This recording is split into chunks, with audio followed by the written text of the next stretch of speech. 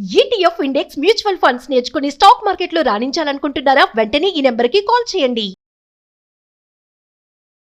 నమస్తే రమగారు. నమస్తే జయ. రమగారు, ఒక ఇంట్రెస్టింగ్ టాపిక్ అండి. ఈ రోజుల్లో ఎలా ఉన్నారంటే, మనం చేసేదైనా చేయందైనా నలుగురు కోసం చేసి చూపించేస్తున్నారండి.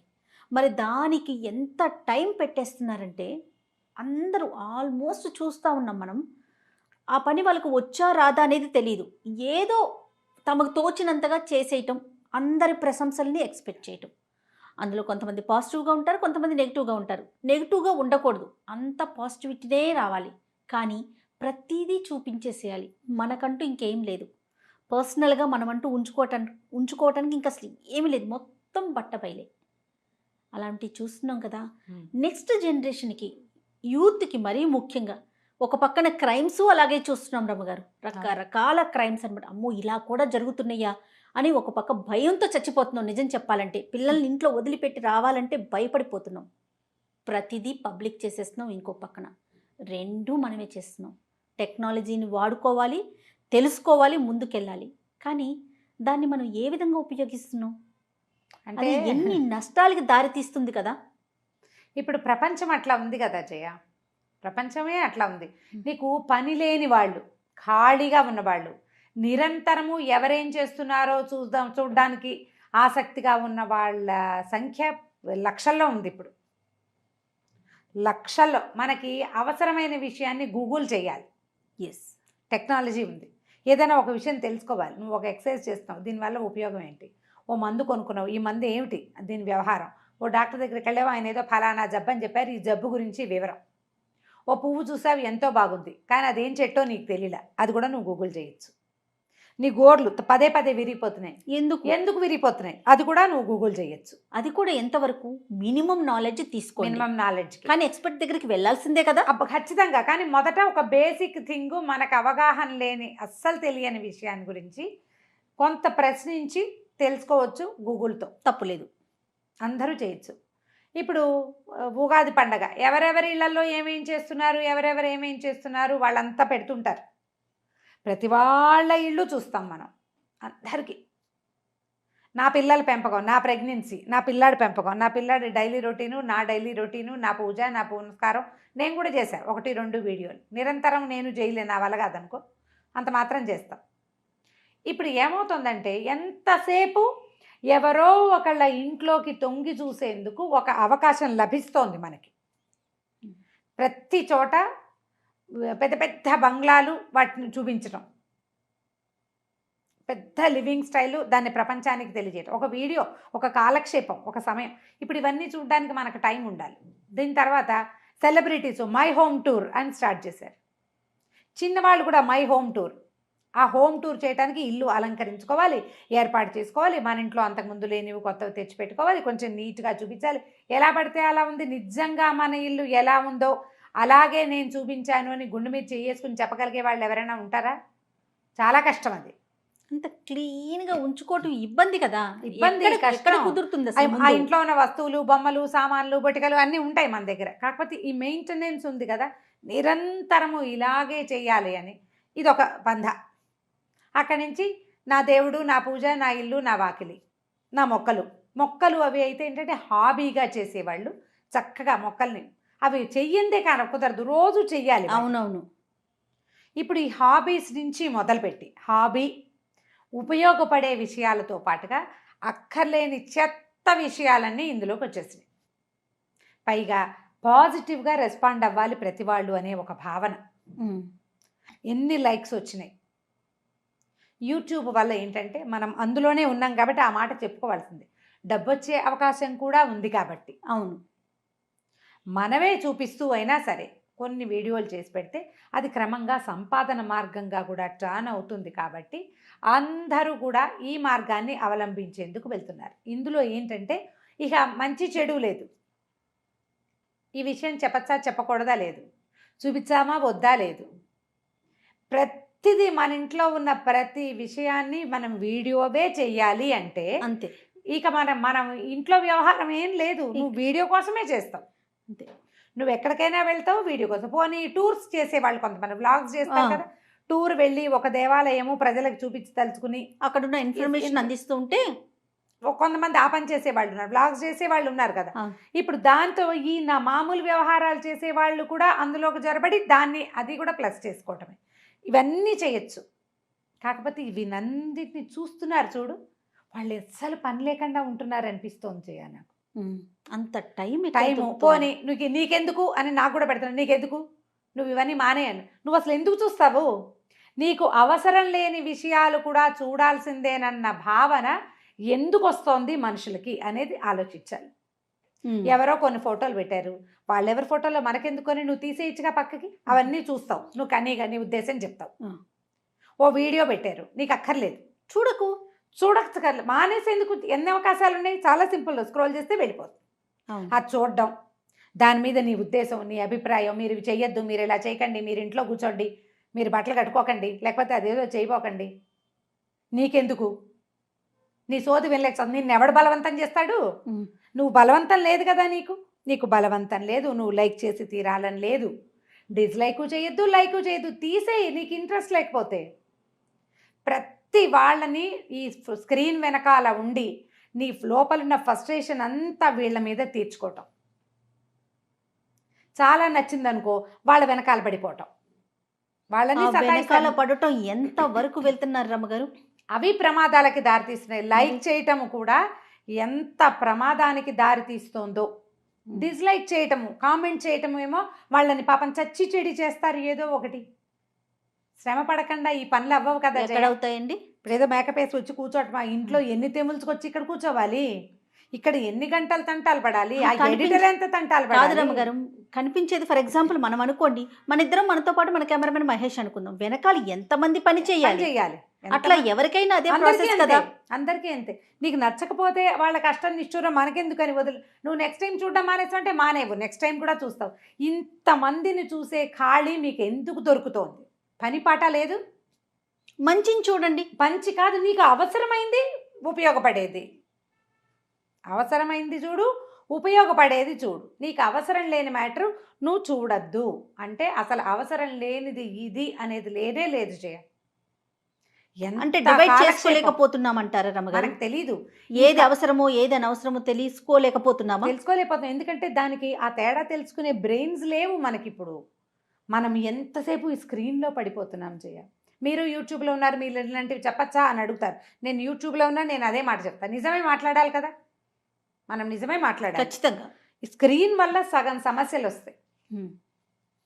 ఇందులో నీకు ఉపయోగపడేది, నీకు కథలు కావాలి విను, జీవితానికి సంబంధించిన కావాలి విను, డాక్టర్ అడ్వైస్ కావాలి వినండి, దానికి విను. ఓ బ్యూటీ టిప్పు, ఓ హెయిర్కి సంబంధించింది, ఓ స్కిన్కి సంబంధించింది, నీకు అవి ఇంట్రెస్ట్. బ్యూటిఫికేషన్, కొంతమంది మేకప్ వీడియోలు పెడతారు, నీకు అది ఇష్టం, అది ఒకటి చూడు. మనం అక్కడ ఆగటల్లా. అవును, అన్నీ చూడడం, వాళ్ళ మీద ఏవేవేవో అక్కర్లేని పిచ్చి పిచ్చి కామెంట్లు అన్నీ చేయడం. ఇక నువ్వు ఎంతసేపు అదే చూస్తూ అసలు రియల్ లైఫ్ అనేది మర్చిపోతున్నామేమో అనిపిస్తుంది. ఇలా నువ్వు వెంట పెడుతున్నారు, అలా నువ్వు వెంట పడుతున్నారు రమ్మగారు. బయటికి వెళ్ళాలంటే భయం, అలాంటి భయాలు వెంటాడుతున్నాయి. అవి ప్లస్ ప్రతి ఒక్కటి నేను మాట్లాడే ప్రతిదీ నచ్చాలని కోరుకోవటం, అదే ఇది ఒక పందా ఒకటి తయారైంది. నేనేదో ఒకటి చెప్తాను, డిస్లైక్ చేయకూడదు. డిస్లైక్ నాకు కూడా అలాగే అనిపిస్తుంది కదా. ఏదో ఒక మంచి విషయం చెప్పాం, ఎవరో నెగిటివ్గా రియాక్ట్ అవుతారు. ఈవెన్ నేను కూడా అలాగే అనుకుంటా. అది తప్పు కాదు.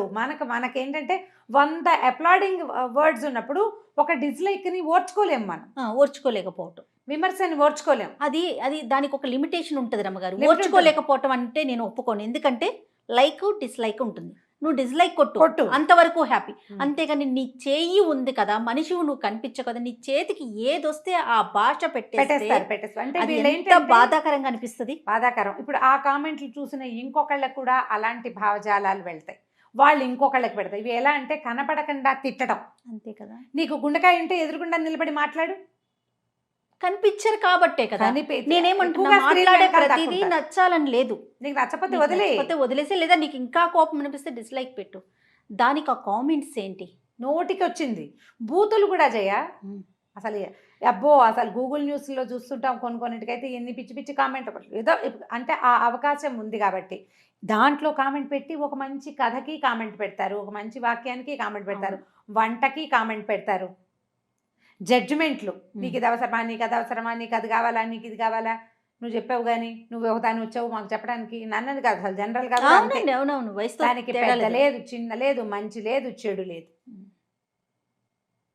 ఓ వంట చేసి చూపిస్తే ఆవిడ సౌందర్యం మీద దృష్టి, ఓ ఇల్లో వాకిలో చూపిస్తే నీకు ఇన్ని డబ్బులు ఎక్కడి నుంచి వచ్చాయి నీకెందుకు, ఆవిడ ఇల్లు ఏదో చక్కగా అందంగా అలంకరించుకు చూపిస్తారు, చూపించిన వాళ్ళకి నీకు ఇన్ని డబ్బులు ఎలా వచ్చాయి, మీ ఆయన ఏం చేస్తే ఏం మాటలేదు, ఓర్చుకోలేనితనం.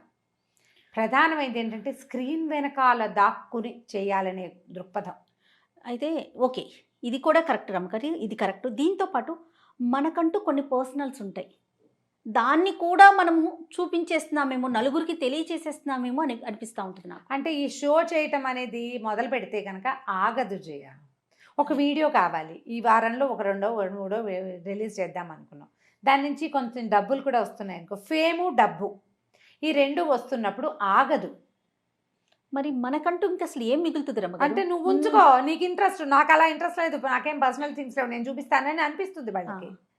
అందుకని ఇక ప్రతిదీ చూపిస్తాం, ప్రతిదీ చేస్తాం. మనం చూపిస్తున్నాం, వాళ్ళు చూస్తున్నారు, వాళ్ళు చూస్తున్నారు, మనం చూపిస్తున్నాం, రెండు జరుగుతూ ఉన్నాయి కదా. అంతే కదా జయ. ఇప్పుడు నీకు సినిమాలు కూడా అదే కదా అంటారు, పిచ్చి సినిమాలు, వాళ్ళు మీరందరూ చూస్తున్నారు కాబట్టి మేము తీస్తున్నాం అంటారు. ఇది కూడా అంతే.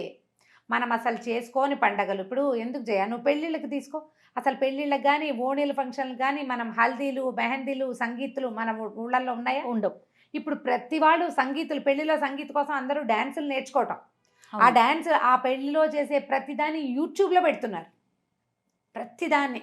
అసలు లేనే లేవు మనకి మన పెళ్లి వేడుకలు సంప్రదాయబద్ధమైన వేడుకలు ఇప్పుడు మనం హిందీ వాళ్ళవి చేసేస్తున్నాం. అవును అవును, అన్ని సినిమాటిక్కే, వాళ్ళు కూడా అంత సినిమాటిక్గా చెయ్యరు.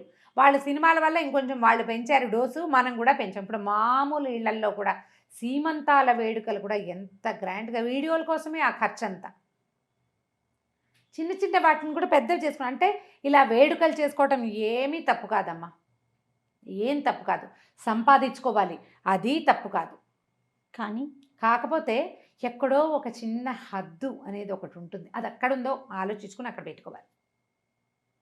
డే బేబీ నుంచి పిల్లల్ని చూపిస్తున్నారు, 1 డే బేబీ దగ్గర నుంచి ప్రతిరోజు వాడిని నిద్ర లేవడం, వాడు కూర్చోవటం, వాడు నుంచోవటం, వాడు నడవటం, వాడు అంటాం, వాడు అంటాం, వాడితో నేను. మీరు ఇంకా బేబీ నుంచి మాట్లాడుతున్నారు కదా, ప్రెగ్నెన్సీ డే 1 నుంచి కూడా చూపించేస్తున్నారు రమ్మగారు. బై మిస్టేక్ ఏదైనా జరిగితే ఇట్లా జరిగిందనేది కూడా ఒక వీడియో. నేను ప్రెగ్నెంట్ని బై మిస్టేక్ అయ్యింది, అదొక వీడియో. అంటే ఇది ఎవరినో కించపరచడం అని కాదు, కానీ ఏంటంటే ఇప్పుడు నేను ఇంకోటి చెప్తా జయ, దీంట్లో వీళ్ళు ఇలా చేస్తే ఇన్ని రకాలు చూస్తుంటామా. మొన్న ఎవరో తెలిసిన అమ్మాయి వచ్చింది ఊరి నుంచి, దానికి February 2 వచ్చానని చెప్పడం కూడా, February 2కి వచ్చాను అంటే నేను 10కి వెళ్ళిపోతా. 2కి రావటం 10 అంటే నాకు టైం అనుకున్నారు, టైం అనుకున్నాను నేను. February 2 10th వెళ్ళిపోతుంది. ఓకే, ఆ సాధారణ భాష కూడా అమ్మాయికి తెలియదు. వ్లాగ్స్ చేయాలని సరదాట, అందరు చేస్తున్నారు, నాకు కూడా చేయాలన్నది, చాలా బాగుంటుంది, ఎంతో సరదాగా ఉంటుంది.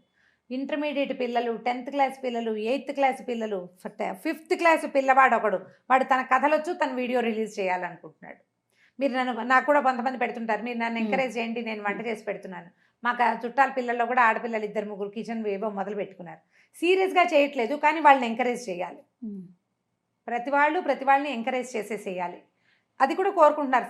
అదొక సంపాదన మార్గం వీళ్ళకి. మీకెన్నో నన్నైతే ఓపెన్గా అడిగే వాళ్ళు ఉన్నారు జయ, అసలు ఈ మాట అడగచ్చా అని మొహమాట పట్టాలి, అస్సలు లేదండి. పెద్దవాళ్ళు ఈవిని అడగటం ఏంటి అని కూడా అడగటం. మీకు ఎంత వస్తుంది, మీకు ఎంత ఇస్తారు, మీకేమొస్తుంది? అబ్బో యూట్యూబ్లో లక్షలు సంపాదిస్తున్న వాళ్ళు ఉన్నారు కదా, మీకు అంతే. యూట్యూబ్ చేస్తున్నప్పుడు నాకు లక్షలు వస్తాయి, నాకేం లక్షలు కొత్త కాదు, అయినా సరే అదో ప్రశ్న.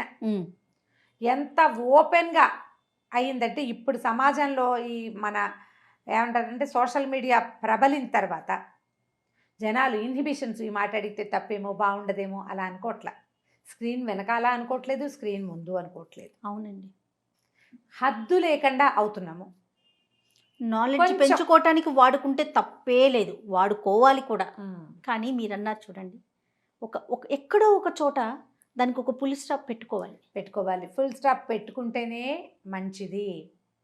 పిల్లల్ని వీడియోలో ఇన్వాల్వ్ చేసేయటము, వాళ్ళకు కూడా ఇదే ప్రపంచంగా తయారు చేయటము, ఇది ఒక ఏమన్నాలంటే ఆర్టిఫిషియల్ లైఫ్ స్టైల్ని అలవరచకండి, హాయిగా ఉండనివ్వండి వాళ్ళని. నగా నట్రా చూపించేస్తా ఉంటారా రమ్మగారు? నాకు చూసినప్పుడు అనిపిస్తుంది, ఓ అమ్మ క్రైమ్ న్యూస్ ఇన్ని జరుగుతా ఉన్నాయి కదా, అయినా చూపిస్తారు. అయినా చూపించేస్తారు. నేను అది ఎట్లా కొనుక్కున్నా, ఎంత సేఫ్టీ వాళ్ళకి ఉన్నట్లు మనం ఎన్ని వ్యూస్ వస్తాయో జయ ఆ నగల వాటికి. నగల షాపులు వాళ్ళు చూపించారంటే ఒక రకం. ఒక అర్థం ఉంది. ఇళ్లలో వాళ్ళే మా ఫలానా ఫంక్షన్ కి ఇన్ని వడ్డాణాలు అన్నీ పెట్టుకుని, ఎంత ప్రమాదం. అయితే ఒకటి మాకంత తెలివి లేదా అంటారు. మా ఫంక్షన్ అయింది వేరే రోజున, మేము ఇది కానీ మీ దగ్గర ఇంత వస్తువు ఉందని జనాలకు తెలిసిపోతుంది కదా. అదే కదా, అవన్నీ ప్రమాదాలే. ఏమిటో మరి ఏదో వాళ్ళ మన ధైర్యం. క్లోజ్ సర్కిల్ వరకు తెలియటం వేరు, మనం ప్రపంచానికి తెలిసిపోతా ఉంది కదా. ప్రపంచానికి మన ఇల్లు వాకిలి, మనం ఏం కొనుక్కున్నాం, మన తోటలు దొడ్లు, మన బంగారాలు, మన పట్టు చీరలు, మనం ఎంతెంత షాపింగ్లు చేస్తున్నాం, ఎలాంటి ఫంక్షన్స్ చేసుకుంటున్నాము, ప్రతిదీ మంచి డీటెయిల్డ్గా చెప్పడం. మీరే నా స్నేహితులు, సబ్స్క్రైబర్లు ఫ్యామిలీ మెంబర్స్గా ఉన్నారు ఇప్పుడు. మనకి ఎలా తెలుస్తారు రమ్మగారు సబ్స్క్రైబర్స్? అసలు ఎవరో ఏంటో తెలియదు కదా, ఒక్క మొహం కూడా మనకు ఐడియా ఉండదు కదా. ఇప్పుడు ఎందుకు నన్ను చూస్తారా? ఎన్ని వీడియోలు ఉన్నాయి? దాదాపుగా 1300-1400 వీడియోలు ఉన్నాయి నాకు, ఇంకా ఎక్కువే ఉన్నాయి బహుశా. ఇది 4వ సంవత్సరం, 4 ఏళ్ళు అయింది. అవునవును. ఇప్పుడు ఇన్ని వీడియోల్లో నా సంగతి మీకు పూర్తిగా తెలుసా? ఎలా తెలుస్తుంది?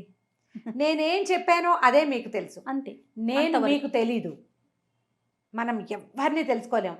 మహా అగ్ర నటులు వాళ్ళంతా మనకు తెలుసని మనం అనుకుంటాం. అసలు మనిషి మనకు ఎట్లా తెలుస్తారు? ఆ క్లోజ్ సర్కిల్ మాత్రమే వాళ్ళ తత్వాన్ని తెలుసుకోగలుగుతుంది. ఆన్ స్క్రీన్ కనపడే వాళ్ళు ఎవ్వరూ మనకి పూర్తిగా తెలిసినట్టు కాదు. అవును. ఆఫ్ స్క్రీన్లో మనకి పరిచయమైన వాళ్ళు, మనతో పాటు ఉన్నవాళ్ళు, మన లివింగ్లో ఉన్నవాళ్ళు తప్పిస్తే తెలుసుకోలేరు. ఇది నా కుటుంబం, మై ఫ్యామిలీ అని భావించద్దు. అసలు అది పొరపాటు.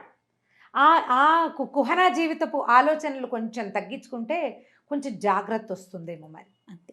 ఫ్యామిలీయే, మేము ఫ్యామిలీయే అని చెప్తారు. ఫ్యామిలీ అనుకోకూడదు. ఫ్యామిలీ అంటే ఏమిటి?